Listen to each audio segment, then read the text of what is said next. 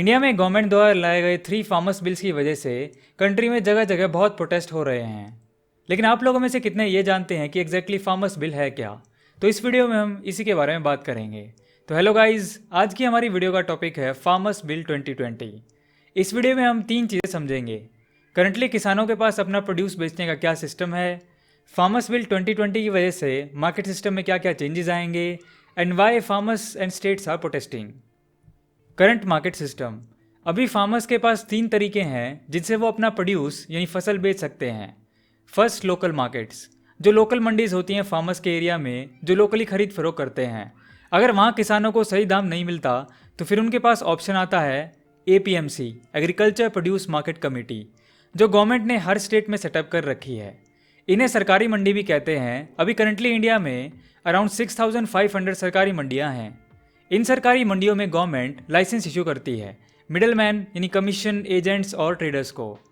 किसान अपनी फसल लेके सरकारी मंडी में जाता है, वहाँ उसका क्वालिटी टेस्ट और फिर उसके अकॉर्डिंग उसका ऑक्शन होता है और किसान से वो फसल ट्रेडर्स खरीद लेते हैं।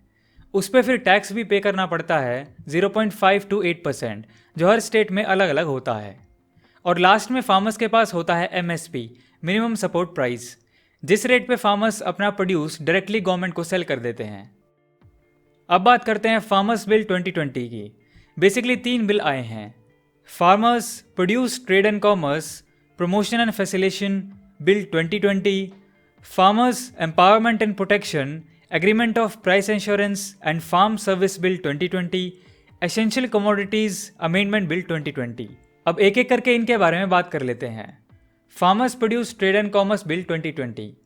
APMC में लिमिटेशंस हैं कि उसमें रिटेलर्स और होलसेलर्स डायरेक्टली जाकर फार्मर से परचेज नहीं कर सकते थे।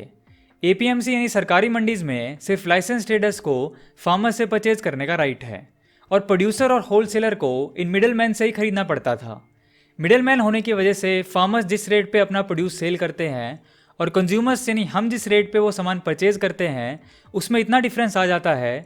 अगर आपको एग्जांपल दूं तो जो अनियन कई बार इवन 100+ रुपीज़ पर केजी पे बिकता है, लेकिन उस टाइम पे भी फार्मर्स को उस प्याज का सिर्फ 10 रुपीज़ पर केजी ही मिल पाता है, यानी मैक्सिमम प्रॉफिट बीच में मिडल मैन खा जाते हैं। तो इस बिल के अकॉर्डिंग APMC के साथ साथ एक प्राइवेट मार्केट सेटअप करने की छूट दे दी जाएगी, जिसमें गवर्नमेंट का कोई कंट्रोल नहीं होगा, जिसमें फार्मर्स मिडल मैन को बाईपास करते हुए डायरेक्टली इंस्टीट्यूशनल बायर्स और होलसेलर्स को अपना प्रोड्यूस डायरेक्टली बेच सकते हैं। इससे फार्मर्स को अपने प्रोड्यूस के हाई प्राइसेस मिलने के चांसेस हैं। अब बात करते हैं सेकंड बिल की, farmers agreement of price assurance and farm service bill 2020। ये बिल है बेसिकली कॉन्ट्रैक्ट फ्रेमिंग पे, जिससे अब फार्मर्स इंस्टीट्यूशनल बायर्स से डायरेक्टली एग्रीमेंट साइन कर सकते हैं। फसल उगने से 5-6 महीने पहले ही एग्रीमेंट में क्रॉप का रेट डिसाइड हो जाएगा। फॉर एग्जाम्पल 2100 पर क्विंटल जिस रेट पे फार्मर अपना क्रॉप उस बायर को बेचेगा, इससे फार्मर्स को फ़ायदा ये होगा कि इन फ्यूचर में अगर मार्केट में रेट डाउन आ जाता है, फॉर एग्जांपल 1700 क्विंटल, तो इस फार्मर को अपनी क्रॉप का अच्छा रेट मिल जाएगा एग्रीमेंट होने की वजह से। और लास्ट बिल है essential commodities bill 2020।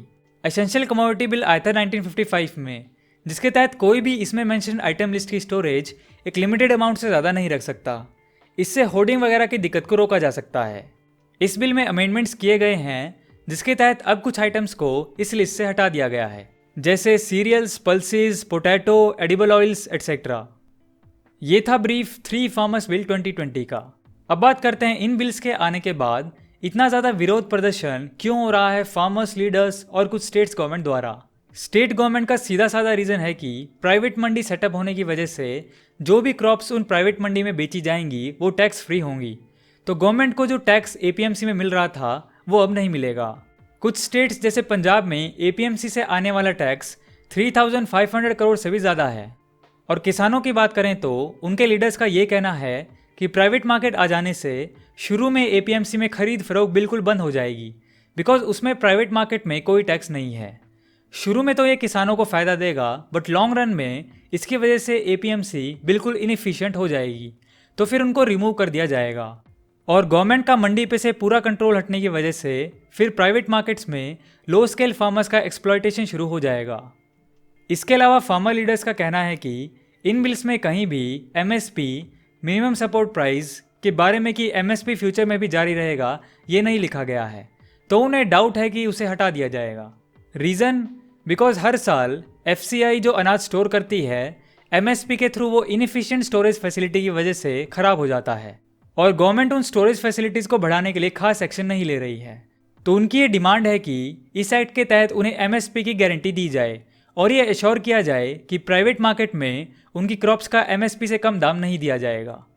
In conclusion, इस वीडियो में हमने शॉर्ट में समझा कि अभी किसानों के पास अपनी फसल बेचने में कौन कौन से तरीके हैं। 3 फार्मर्स बिल 2020 में हमने new private market, contract farming, essential commodities के बारे में समझा। तो अब ये बिल किसानों के लिए कितना फ़ायदेमंद है और इसमें क्या क्या कमियां हैं और फार्मर्स का प्रोटेक्ट जायज़ है नहीं, इसका आइडिया आप अपने हिसाब से लगा सकते हैं। बाकी मैं आपके लिए ऐसे करंट टॉपिक्स पे ऐसे शॉर्ट एंड अनबाइस्ड वीडियोस लाता रहूँगा। सो दोस्तों, वीडियो पसंद आया तो लाइक एंड शेयर करो यार, एंड नहीं हो तो इस चैनल को सब्सक्राइब कर लो क्योंकि मैं ऐसी वीडियोस आपके लिए लाता रहूँगा। And thanks for watching.